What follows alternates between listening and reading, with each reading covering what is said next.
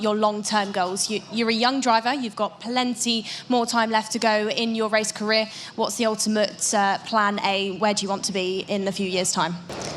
Well, fantastic, Daniel. I think we'll try and get you to stay here because at some point, once we're going racing with this race, it would be great to hear from you, a local at this track, how you actually take to the track, how you master a lap. So we'll keep you up here for the time being, Daniel. But now on your screens, we can see that we have gone racing now. This time, it's our X30 seniors. It is indeed. So this is Groups A and C coming out onto track for their next race. Second race for Group A. Gus Lawrence will start this one from pole position. Toby Gale alongside on the front row. Max Radek will start on row 2 with Angelo Melli for company. Donovan Bonilla had problems this morning, so hopefully we'll see the 299 out on circuit alongside Hugo Marti on row 3. Daniel Brozovic starts on row 4. Aaron Garcia, definitely a driver to keep an eye on for this one on row 4. Oliver Stedler and Alois Girardet start on row 5. It's Kevin Bakker and Santiago Alves going from row 6. Cam Nelson and Otto Prikkinen on row 7. Brody Whitmore and Aaron Vader go from row 8. First half of the field is completed by Noel Sundberg and Adia Bistienes. Row number 10 then, we have Alex Pinera with Gabriel Still. Watch out for Still because he had some technical issues yesterday. He'll be trying to push through the field within this race. Row number 11, Max Anderson with Lewis Bird. And then from 12, we have Zarif Varudin with Robin Happenine. 13, we have Alina Rolfson with Raul Martinez. And from 14, it's Lucas Hurika with Yves Riz. 15, Senior Onboard with Rafael Riana. And from 16, Matthew Higgins alongside Andre De Beer. 17, Isaac Dale with Christian Funet, and Mayan Patel rounds out your 35-strong grid. Oh, that is Aaron Vida just making his way out to the circuit a bit later than I think he would have liked on this one. So while we've got you here, Daniel, these race starts, we talk about them all the time from a commentary point of view and everything. It looks tricky, you've got to get yourselves lined up, ready to go. You've got to stay in formation. You can't be ahead of the driver in front. What do you think of the starts? Do you find it challenging or do you find it easy now you've done so many? It's also very tricky because first lap everything is out of control and you have to stay on track and try to make your way through and try to not crash. It's always a challenge, isn't it? But we'll watch the start of this race, and obviously with the seniors on this, much bigger karts, guys, on track for this. So a little bit less space that they've got around some of those chicanes and the hairpins out on that one. But what are we expecting from this? Because, of course, Gus Lawrence back out on track, Toby Gale, two very quick drivers out on circuit, and they've achieved quite a lot this weekend so far. Yeah, I always enjoy these senior races because just you never quite know what's going to happen with these ones. We saw some tricky runs this morning for some of the drivers. I'm intrigued as well as in terms of how things are going to change now as we go through. For some races, this is their second race. For some, it's their third. Do we start to see maybe a little bit of difference in terms of materials? Well, not too sure on this one. They're racing now. We hold our breath all the time when they go down into towards turn number 1. And, Gus Lawrence again, he's got the inside line. He's got that pole spot. And he's all fine and clear. It's when you get to this point here, this is where it starts to get a little bit more dicey out on the circuit. It really gets narrow through there. A lot of drivers take to the runoff area. This time around, though, it looks pretty good. Daniel, you were watching the start of that race. What did you think of the start of that one? Calm and steady, no crashes, so good to everyone. Yeah, but very interesting on that one. Well, Daniel, thank you so much. You know what? You've had a very busy race. We'll let you go off and get some rest now and, get yourself ready for your next race on that one. So thank you so much for that one, Daniel Miron, and we'll see you out on circuit very, very soon. Guys, this race here, though, on this one, you can see big lunges like that into the chicane. We always see that time in and time out. Absolutely do. We just saw one of the energies absolutely go for it then for that P3. Toby Gale then just a moment ago did lose out on that second position but quickly managed to snatch it back and now is 4 tenths behind Gus Lawrence there. This is a bit of a pinch point in the circuit then for these drivers. You just saw somebody further back in the mid-pack really get caught out over that curb. Andrew, from what you've been watching with turns 3 and 4 between those two curbs, those drivers getting busy, but then having to sort themselves out in a straight line. How have you watched drivers manage that? Yeah, oh dear. There's an incident between the 284 and the 211, so they're going to be out of this race. That's Oliver Stadler and Santiago Alves. They started pretty close to each other on the grid on the around 5th or 6th row, but they may get back into the race, but in terms of competitive side of things, they're going to be well out of it. Turn 3, turn 4, no, I tend to wince when the drivers take that little hop across the curb. Yeah. You've kind of just got to get your wheel straight and hold on and hope for the best in a way. The bigger concern, and this is one that I hope not, but based on races we've done here before, it may start to become more of a thing later in the weekend. Chains on that side of the end of the kart, hopping over that curb, particularly in finals. I remember back to Winter Cup 2024, how many chains did we see popping off over that curb because drivers just taking a few too many liberties. It was a big drama then, I think, with Marcus Luzio a couple of years ago, where he had exactly that on the chain side, hopped over the curb, and it just goes through the chain comes off, and a big result for Luzio was ruined. Yeah, indeed. And with this racing here, when they go into these corners side by side, there always is that concern of who's going to hit the curb first out of this. We have already seen some of those moments. I think Rian Damadasa, we saw him racing earlier on.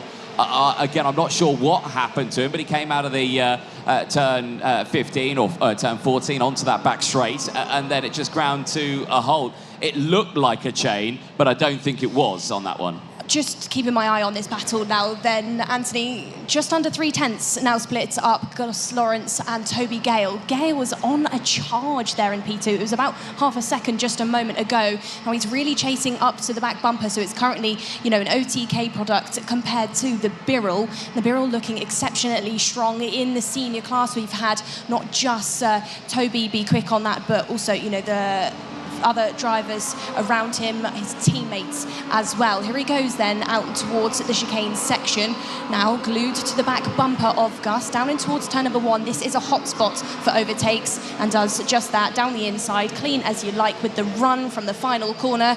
Toby Gale now in the race lead. And Andrew, we love those overtakes there, turn 1. They're fast, they're clean, and they're pretty well delivered from all the drivers, and that one there from Toby Gale, no different. And it's another one of those aspects that'll get more and more fierce as the weekend goes on. I can fully understand why Gus didn't fight that one too hard. He's raced long enough to know, okay, it's a loss of a lead, it's a loss of, 6 intermediate points, but he doesn't want to lose any more than that, so he's quite happy to just, take the position, go, Toby Gale, go on, you have a go at leading out in this race. As the weekend goes on, you'll start to see the window getting tighter and tighter and tighter as drivers drift to that right-hand side. So you're absolutely right. It's a great sequence of corners. I've got to say I'm impressed with Bonilla in this race as well. Still not quite sure what happened to Bonilla before the first race this morning. The card was there, the driver was not. Yeah. But this is a really, really good bounce back from the driver of the 299 running there in third. Yeah, and that is just a case of maybe the cart got through, the driver didn't get through the gates on time. That is not a common thing. We've not seen that too many times. But we still see those times it happens where, it could be, I was just late, I forgot my rib protector. I ran back to go get it. The time you come back, the gate's closed and you miss your race. I won't say which driver it was, because then they will never tell me anything ever again. You have these things happen in karting sometimes. It's sports. We had a driver in one of the races whilst I was down in the pits who just made the mistake of thinking, oh, my number's on the digi-flag for a mechanical, came in, it was somebody else. Yeah. And that's just this quick instant like that. And the drivers, the teams, obviously you see them running so close, so fast out on circuit. And this is one of our jobs to try and give that insight, which during this session is that race is still going on when the drivers and the teams are in the paddock. It's still carrying on when they're getting into the weighbridge, through scrutineering, back to the awning, get the kart reworked, get the setup change done, back into the dummy area. It's a constant race across the whole of the weekend, down to the second at times. And when it's that high pressure, that's when sometimes you see mistakes. Yeah, you really do. And again, even at this stage where now you're seeing one of these sort of battles where you're seeing Gale and Lawrence, they've broken away. You've got Bonilla still there in third, and he's all on his own at the moment. And then you've got the huge train of karts that unfortunately end up tangling up with each other like this. And this is not what you want to see. Now, this is Alex Pineda, who unfortunately has had a bit of a drama. And yeah, that's a bit of damage to his front NASA panel, not where he wants to be. And that's the wheel coming off a Toby Gale from the lead, and that is very suboptimal, and that's at the fastest part of the circuit as well. Yeah. That's a really scary incident. I'm very glad that Toby is okay. That is the second fastest part of the circuit. That was clearly just sheer mechanical failure. Toby's probably wondering what happened there. Yeah. But yeah, no, that's a dramatic moment, and Gus Lawrence now takes the lead of this race. I mean, gifted that one in a way. This is it again. Just coming into it, right-hand side of your screen, and just comes off. Literally just shears off. Very lucky, actually, that Gus didn't collect that, actually. Gus really, really aware there. I think there'll be a big tyre mark straight down the NASA paddle of Gus Lawrence's bodywork. Pod will need to clean that later. But thankfully, you know, it's hit that front part of the kart and not anywhere else. Just been keeping an eye on the battles between the top 10. Two energies just inside the top 10 then. They've looked incredibly strong so far within this weekend. Matthew Higgins, who a moment ago we saw flash on the screen, has absolutely driven through this field. 24 places gained in total. In his previous heat, it was 25. Incredibly strong there in that energy kart. There is also Brozovic, who is in the same chassis as him for different teams, of course, this weekend. But another manufacturer who are right up in the sharp end of this order. I think Higgins in his qualifying had his best lap deleted. So a driver that you would typically expect to qualify at the front, who qualified at the front last year in Zuera, did not have that TQ result, but now has really had to push through the field. But maybe it's the case, what happens with the tyres when you're having to do that much work on a track that's now going to be getting hotter and hotter, grippier and grippier? Yeah, it certainly is. And they were quite on it, weren't they, the officials this weekend on track limits? I looked at the notice board. I could see so many laps deleted from time qualifying, which sees a lot of drivers actually fall down the order more than what we would expect to see them. So Higgins obviously being one of those, you're absolutely right. What is it going to do to his tyres? They only get the 2 sets. He's absolutely cooking them now in these races to try and claim something back for the races later on. And there always is a high risk with that. There is. I think the thing we shouldn't forget, particularly in Higgins' case, is how experienced he is with that chassis, and particularly when there's competitions with even tighter tyre restrictions. You know, this is a driver who's finished third in the World Championships. I think if it had not been for a bit of really, really bad luck earlier on this year, he'd have been there again in the final at Kristianstad. There's a really good scrap going on here. Good to see Lewis Bird coming through as well. Lewis has had a funny kind of 12 months, but he keeps battling back, and particularly around here at this track, he likes this track. I think he's still got a really good chance of a good finish here. Yeah, indeed. But again, like you say, that qualifying wasn't there, and he's got to work through the field. Again, it was one of those, another example of it.